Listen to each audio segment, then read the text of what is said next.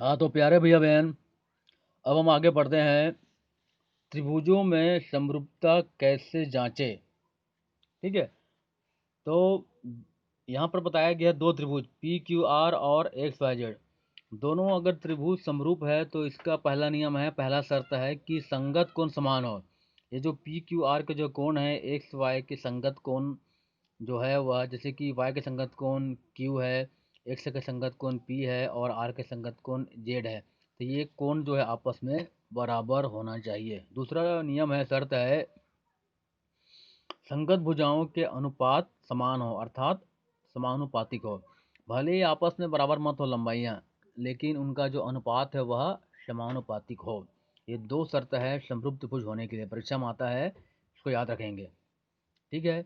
इसी प्रकार है, अब हम लोग सातवीं आठवीं पढ़े हैं कौन कौन समरूपता प्रमेय, कौन समरूपता प्रमेय।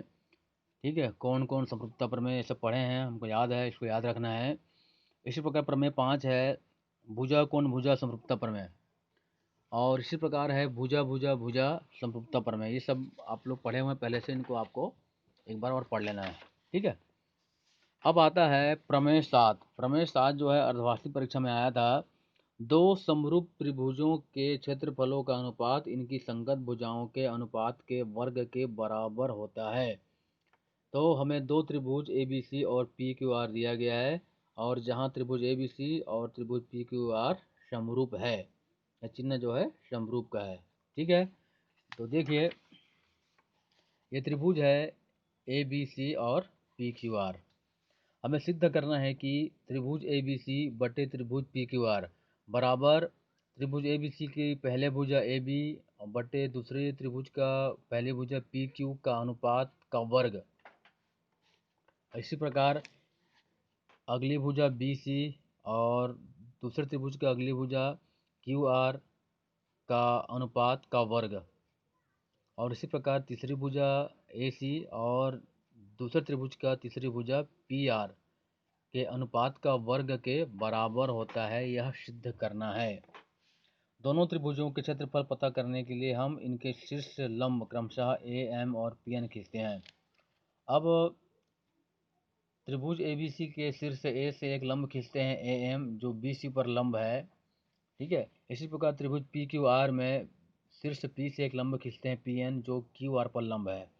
अब हम जानते हैं कि समकोण त्रिभुज का क्षेत्रफल होता है 1/2 आधार गुणित ऊंचाई। तो आधार बी सी है और ऊंचाई जो है लंब है, शीर्ष लंब ए एम।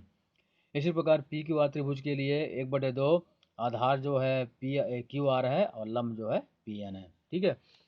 अब दोनों को अनुपात करते हैं, अनुपात निकालते हैं, दोनों को अनुपात करते हैं तो 1/2 कट जाएगा और हमको प्राप्त होगा बी सी गुणित ए एम बटे क्यू आर गुणित पी एन, समीकरण 1। अब त्रिभुज ए बी एम और त्रिभुज पी क्यू एन में, त्रिभुज ए बी त्रिभुज ए बी एम और पी क्यू एन, ये दोनों त्रिभुज में कोण बी और कोण क्यू बराबर है, क्योंकि त्रिभुज ए बी सी और पी क्यू आर समरूप है। और कोण एन और एम कोण एम और कोण एन बराबर है, क्योंकि दोनों 90 अंश है। यहाँ पे बताया गया है एन 90 अंश और एम भी 90 अंश। तो इस प्रकार कोण कोण समरूपता प्रमेय से त्रिभुज ए बी एम और त्रिभुज पी क्यू एन समरूप है। समरूप है इसलिए त्रिभुज समरूप है इसलिए इस प्रकार से होता है ए एम बटे पी एन, ये ए एम बटे पी एन, पहले त्रिभुज का लंब दूसरे त्रिभुज का लंब, बराबर दूसरे त्रिभुज की पहली भुजा ए बी, मतलब जो पहली त्रिभुज है का भुजा ए बी बटे दूसरे त्रिभुज का भुजा पी क्यू का अनुपात बराबर होता है, समीकरण 2। ठीक है। इसी प्रकार त्रिभुज ए बी सी समरूप है त्रिभुज पी क्यू आर, ये हमको दिया गया है, प्रश्न दिया गया है।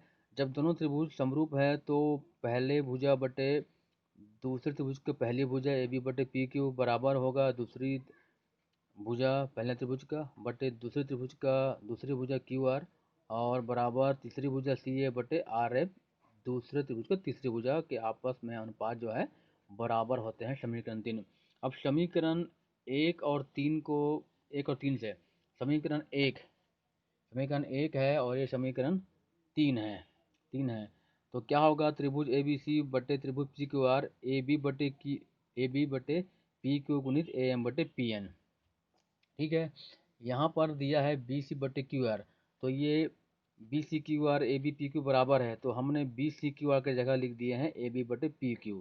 ठीक है, अब समीकरण 2 से ए एम बटे पी एन बराबर है ए बी बटे पी क्यू के, तो हम यहाँ पे लिख सकते हैं ए बी बटे पी क्यू।